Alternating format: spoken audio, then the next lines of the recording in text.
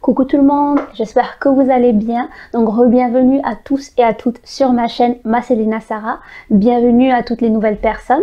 Sur cette chaîne, on parlera ou tout simplement on mettra en avant, on soutiendra toutes les personnes ou tous les projets qui impactent réellement le continent africain. Donc que ce soit des projets faits sur place ou que ce soit des projets faits à partir des personnes qui sont qu'on appelle la diaspora, tout simplement qui sont en dehors du continent africain. Mais il n'y a pas que ça, on va aussi valoriser le continent africain. Donc par là, j'entends valoriser la gastronomie, valoriser la culture, les langues, le tourisme, la beauté, vraiment pas mal de sujets. Alors pour toutes les personnes qui passent par là et si c'est quelque chose qui vous plaît, je vous invite à faire deux choses. La première chose, abonnez-vous à la chaîne et activez la cloche de notification pour ne rien rater à chaque fois que je poste une vidéo. La deuxième chose, je vous invite à partager la vidéo tout simplement pour aider ces personnes-là à être de plus en plus connues, de plus en plus soutenues, de 1 et de 2.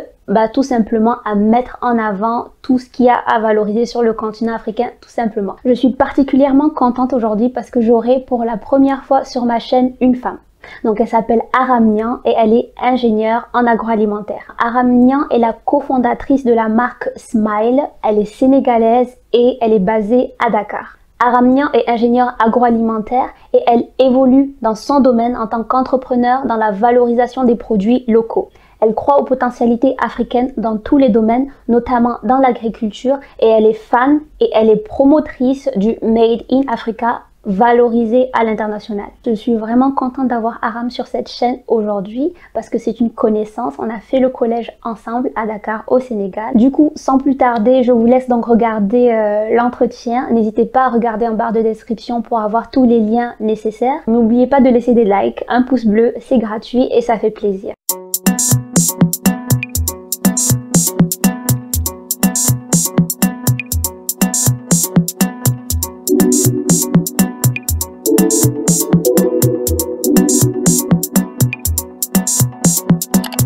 Bonjour Aram.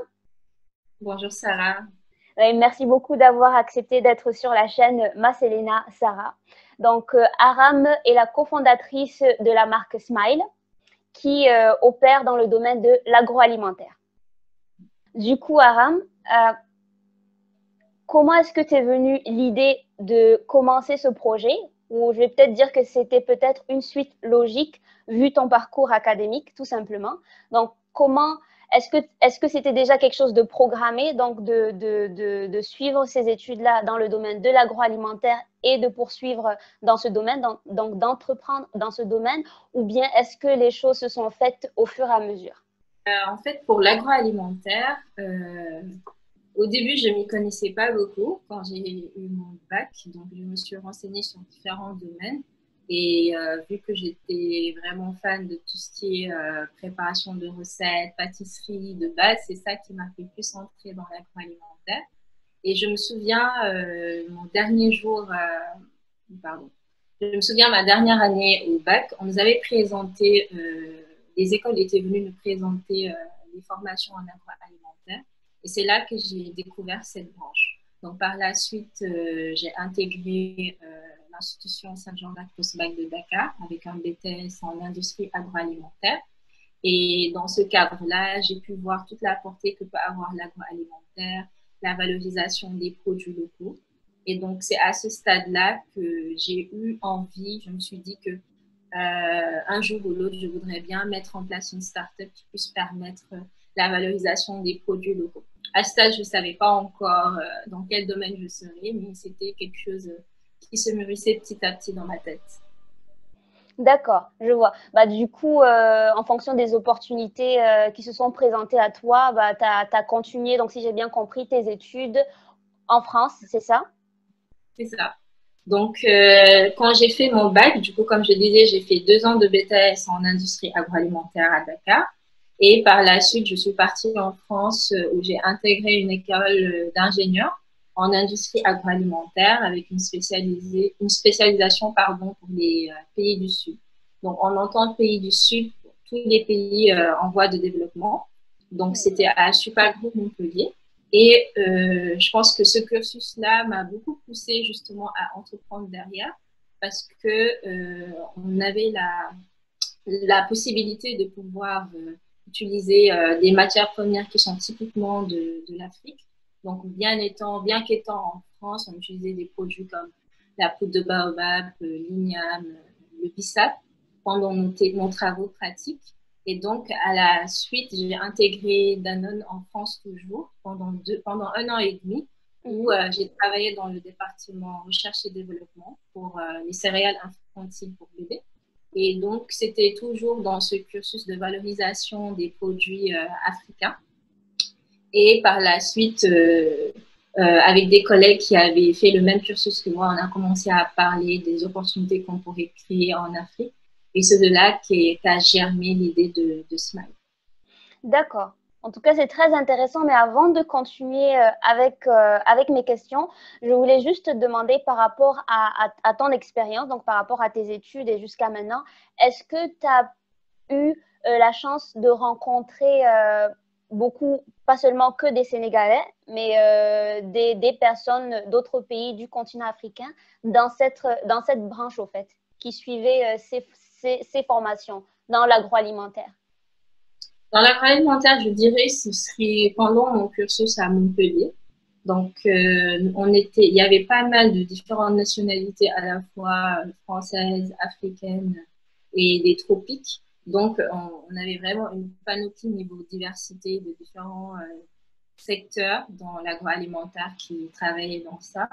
Et donc, tu vois, en fait, toute la portée et tous les différents métiers qu'on peut faire dans l'agroalimentaire, tous les profils. Je pense que cette découverte-là, je l'ai plus fait en France, où il y a encore beaucoup plus d'opportunités encore qu'au Sénégal. Et donc, oui, donc on voit des agronomes, on voit des agroalimentaires qui travaillent dans différents secteurs, dans les fonctions publiques, dans les organismes, pour lutter contre la faim et aussi dans la transformation, dans la qualité. C'est vraiment intéressant. Je pose la question juste pour savoir, niveau statistique, de savoir un peu à quoi s'intéressent plus, on va dire, les gens, quoi. Mais c'est vraiment intéressant que tu dises justement que c'était assez diversifié en tout cas. Ouais, ça l'est. Du coup, Aram, est-ce que tu pourrais nous dire rapidement en quoi consiste ce projet concrètement au Sénégal? Oui. Ouais. Le projet de Smile, il a déjà 2 missions principales. La première, c'est de réduire les pertes post-récolte dans la filière fruits et légumes. Donc, nous, on est parti sur le constat qu'il y avait énormément de pertes une fois que les agriculteurs font la production des fruits. Donc, par exemple, la filière mangue et pastèque, on enregistre à date plus de 60% de pertes post-récolte qui sont dues au fait que les infrastructures ne sont pas adaptées pour pouvoir réacheminer la matière première jusque dans les autres régions. Ils n'ont pas forcément des équipements qui leur permettent de les conditionner et de les conserver plus longtemps. Et donc, de ce fait, il y a beaucoup de mangue, de pastèques et bien d'autres fruits qui se gâtent, en fait, surtout dans le sud, en Casamance. Et donc, c'est énormément de pertes, en fait, qui est très, très dommage. Et donc, nous, on s'inscrit dans ce cas pour pouvoir transformer les fruits et pouvoir réduire cette perte-là en proposant des produits naturels, donc à date des boissons, qui sont sans sucre ajouté, sans conservateur, et qui vont permettre de valoriser justement ces produits-là. Et le second objectif, c'est vraiment, on tient à cœur le concept de la naturalité des produits. Donc, si on voit au Sénégal, la plupart des produits transformés qu'on consomme sont soit très, très sucrés, bourrés d'additifs, de plein de choses, en fait, parfois dont on ne connaît pas la provenance. Et en parallèle, on a beaucoup de maladies qui sont liées à l'alimentation, comme le diabète, les maladies cardiovasculaires.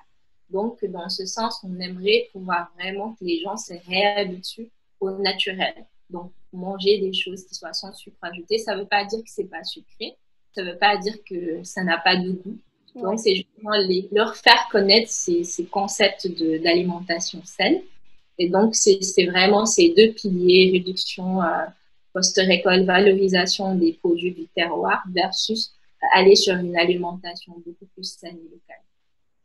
D'accord. Honnêtement, c'est très intéressant parce que je pense qu'il y a un vrai travail de sensibilisation à faire. Là, on parle du Sénégal, mais de façon générale, hein, au niveau de l'alimentation, donc de faire attention à ce qu'on mange, clairement. Et là, comme tu l'as mentionné, à tout ce qui est valorisation donc des produits locaux, ça, c'est une chose. Et je suis assez impressionnée du pourcentage de pertes qu'il y a au niveau des fruits. Donc là, tu avais donné l'exemple de la pastèque, c'est énorme. Et donc, vous êtes dans la transformation de tous ces produits-là. Mais vous êtes plus dans la transformation c'est-à-dire en, en smoothie, si j'ai bien compris, ou bien vous faites d'autres types de transformations. Actuellement, on les transforme en pur jus plutôt. Donc, à date, c'est la seule gamme actuelle qu'on a sortie. Donc, on est en train de travailler sur d'autres types de gammes également qui seront toujours à base de fruits et légumes ou d'épices. Et déjà, c'est pour faire connaître les gens les types de produits qu'on peut avoir, en fait. Par exemple, ici, la notion de pur jus n'est pas très connue au Sénégal. Donc, le pur jus, il peut être on peut le mélanger avec les jus locaux qui sont plutôt des infusions de plantes comme les jus de bissap. On peut le mélanger avec les nectars qui sont plutôt des jus, des concentrés avec des concentrations de 25 à 30% de fruits. Et le reste, ça va être de l'eau, du sucre et des additifs. Donc, vu que le Sénégalais, il aime juste que ce soit bon, très sucré et à bas prix, il ne se casse pas la tête de savoir est-ce que ça, il y a combien de teneurs en fruits là-dedans. Et donc, cette gamme-là, bien qu'elle est un peu premium, permet de renouer un peu avec le goût naturel des fruits. Donc, c'est des produits qui sont 100% fruits. Donc, après, on va essayer de voir quel autre type de gamme on peut créer toujours pour qu'on essaye un peu de renouer un peu avec le naturel. Mais ça, c'est vraiment une bonne chose justement de mettre ça en avant, donc le côté 100% pur jus, justement pas d'additifs. En plus que tu as mentionné qu'il y en a plein, on ne sait même pas d'où est-ce que ça provient. Donc c'est vraiment important de mettre ça en avant. Le nom de la startup, c'est Smile. Est-ce que tu pourrais nous dire pourquoi ce nom? Alors, le nom, il est venu, déjà, on avait galéré pour trouver un nom parce qu'on voulait quelque chose qui soit assez simple, fun, pas forcément trop sérieux. Donc, c'est de là qu'est sorti Smile. En fait, le but étant de vous apporter le sourire à chaque gorgée. Donc, juste montrer un peu que derrière, c'est des jeunes qui sont là, avec vraiment, on essaie de juste faire valoir notre créativité en plus des compétences et que voilà, c'est pas des choses, c'est vraiment pour montrer la nouvelle génération qui est en marche et qui se veut aussi à l'échelle internationale, donc d'où le terme anglais. Et donc, ouais, on a voulu avoir un nom assez léger et qui puisse parler aux petits et aux grands. Ok, d'accord. En tout cas, merci pour cette clarification. Aram, est-ce que tu peux nous dire, est-ce que tu travailles seul dans ce projet ou bien est-ce que tu as une équipe avec toi? Alors, on est trois dans l'équipe. Donc, il y a moi, il y a une autre collègue qui a fait le même cursus que moi, donc ingénieur agroalimentaire. Et il y a une troisième personne qui a plus un profil finance économie. Les trois. D'accord, d'accord. L'équipe grandit, j'imagine. J'espère, en tout cas, je vous souhaite que l'équipe grandisse encore plus. Alors, Aram, est-ce que tu pourrais nous dire quels sont les fruits ou en tout cas quels sont les produits locaux que vous mettez en avant, donc que vous utilisez, que vous transformez et d'où proviennent ces matières premières? Donc, pour les fruits, donc on utilise à la fois des fruits et des légumes. Donc, principalement, tout ce qui vient, on va dire qu'on utilise jusqu'à 70% de produits qui sont du terroir. Donc, ça va être principalement de la menthe, la pastèque, la papaye et aussi des épices ou des senteurs comme la citronnelle qu'on a sorti récemment. Et la plupart du temps, on s'approvisionne chez les producteurs, que ce soit les producteurs au niveau de Chess. Et parfois, par exemple, pour tout ce qui va être des petites plantes senteurs comme la menthe, la citronnelle, c'est auprès des femmes avec leur coopérative qui, la plupart du temps, ont leur petite table. Donc, on essaie de se rapprocher d'eux pour avoir des achats assez réguliers auprès d'eux. Mais c'est vraiment bien que tu mentionnes ça parce que je sens qu'il y a quand même beaucoup il y a beaucoup de business en tout cas qui font appel, on va dire, aux coopératives. C'est vraiment bien parce que ça donne quand même du travail à ces femmes, en tout cas ces personnes qui sont là-bas, donc femmes comme hommes. Et c'est vraiment bien. Du coup, Aram, est-ce que tu pourrais expliquer aux auditeurs qu'est-ce que tu entends par 100% naturel? Ça, c'est une chose. Et la deuxième chose, combien de temps est-ce que les produits finis, donc que vous fabriquez, que vous mettez en place, peuvent-ils être conservés? Alors, le terme 100% naturel, ça veut juste dire qu'il n'y a pas d'autres additifs à part les fruits, en fait. Donc, c'est du 100% fruits, sans eau, sans autres ingrédients. Donc, d'où le terme 100% naturel. Et sinon, la durée de vie des produits, c'est 5 jours parce ils sont dans la catégorie des produits frais non traités. C'est-à-dire qu'ils n'ont pas été soumis à des traitements thermiques comme la pasteurisation qui va faire qu'on allonge la durée de vie. Donc là, on est dans un cas de produit super frais qui a été juste pressé. Et donc, grâce à certains fruits, par exemple, qui ont la propriété conservatrice comme les agrumes, ça permet de les tenir sur des durées de 5 jours selon les recettes. D'accord, donc si j'ai bien compris, vous n'utilisez pas de conservateur du tout, vous utilisez plus les agrumes, c'est ça? Oui, on n'utilise pas de conservateur, donc c'est uniquement les fruits et les légumes qu'on utilise. Donc sur les recettes, on va partir sur des ratios qui permettent de stabiliser un peu le produit en tenant compte du fait qu'il est frais. Et donc, oui, l'autre point, c'est qu'ils doivent être gardés au frais pendant toute la durée de vie du produit. Donc, c'est ça qui va permettre de les garder un peu sur ces durées-là, même si elles sont courtes. Maintenant, le truc derrière, c'est que pourquoi elles ont des durées aussi courtes et pourquoi on part aussi sur ce schéma de pas d'ajouter de conservateurs, c'est que à ce stade-là, on peut bénéficier du maximum des bienfaits en vitamines et minéraux. Donc là, pour ça, on ne peut pas trouver mieux à part croquer dans la pomme ou dans la mangue. C'est vraiment le step juste après, si on ne peut pas juste avoir le fruit en entier. Je vois, je vois. Non, mais c'est très intéressant. Et du coup, par rapport à ce que tu viens de dire, donc de la durée de conservation, ça veut dire que vous pouvez pas.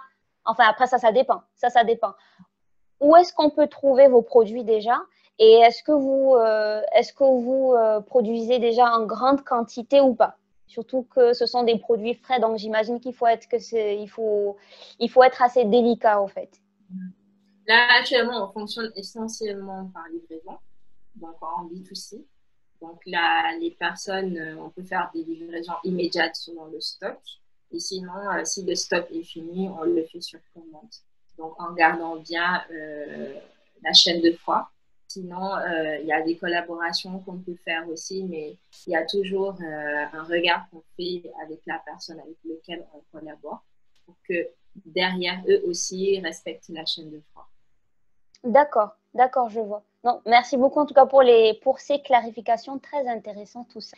Alors Aram, par rapport à ce que tu nous as dit tout de suite, est-ce que vous suivez plus les fruits de saison ou bien est-ce que vous faites des stocks? Actuellement, on va dire qu'on suit plus les fruits de saison. Après, il y a des fruits qui sont assez classiques, qui sont disponibles toute l'année, comme par exemple la recette avec qu'on appelle la Sunshine Detox, qui est à base de carottes, oranges et gingembre. C'est des fruits et légumes qu'on trouve pratiquement toute l'année, donc qui restent. La recette comme la pomme poire, pareil, à des mois près. Donc, par exemple, la recette comme la mangue orange, malheureusement, ne peut pas durer toute l'année.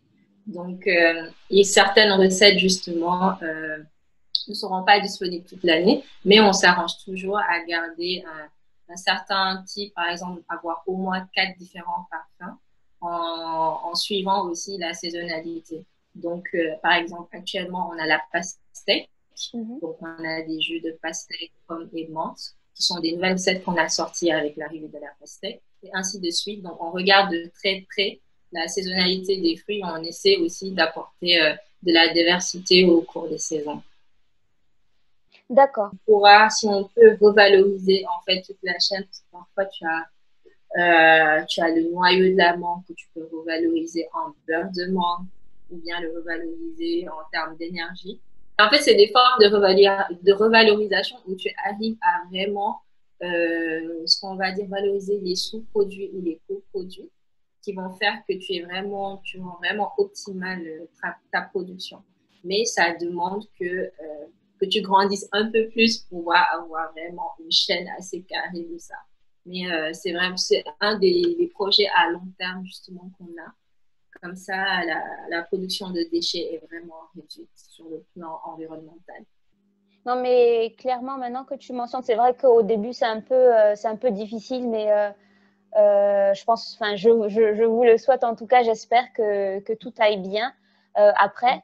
Et comme tu dis, de l'utiliser au maximum, c'est-à-dire le produit, comme tu dis au niveau ok, jus, ou bien que ce soit des chips de fruits ou quoi que ce soit, ou que ce soit, je sais pas moi, des compotes, de la confiture, du beurre de mangue, et qu'après, ce qui reste, bah, qu'il utilise et qui puisse aussi bah, produire de l'énergie tout simplement, clairement. Non, vraiment intéressant. Alors, auriez-vous un projet de vente à l'international? Oui, à moyen long terme, c'est ce qu'on voudrait justement, surtout pour la sous-région, sur le marché africain en tout cas d'abord, pouvoir exporter les produits.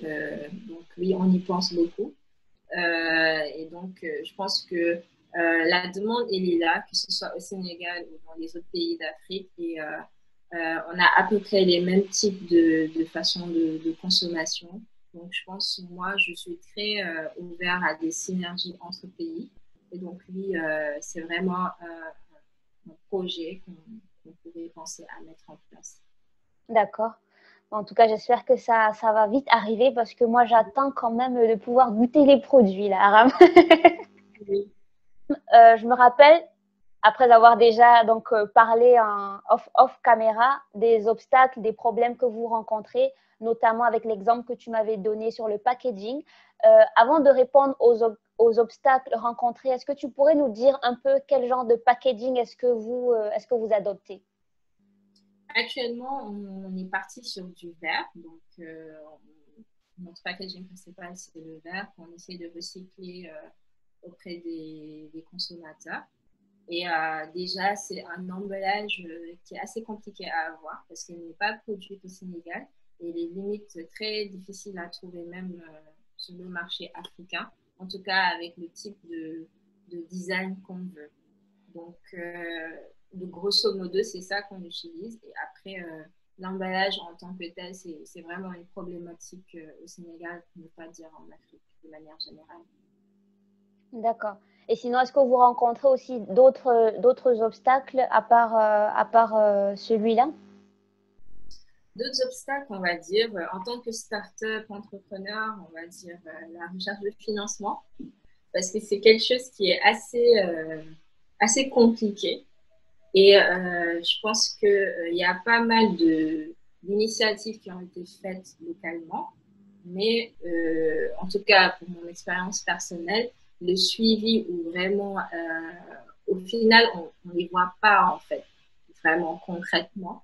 Oui. Et donc, c'est ça qui peut être parfois un peu frustrant. Donc, je dirais que la recherche de financement, c'est vraiment un des difficultés qu'on a, que je pense que pas mal d'entrepreneurs ont, surtout au Sénégal ou en Afrique. Il n'y a pas vraiment de réseautage sur ça pour pouvoir être bien financé. Bien vrai qu'il y a des instances qui sont là, qui accompagnent les entrepreneurs, mais c'est parfois des procédures qui sont assez longues et qui ne finissent pas vraiment ou qui n'aboutissent pas vraiment à quelque chose de tangible, de factuel.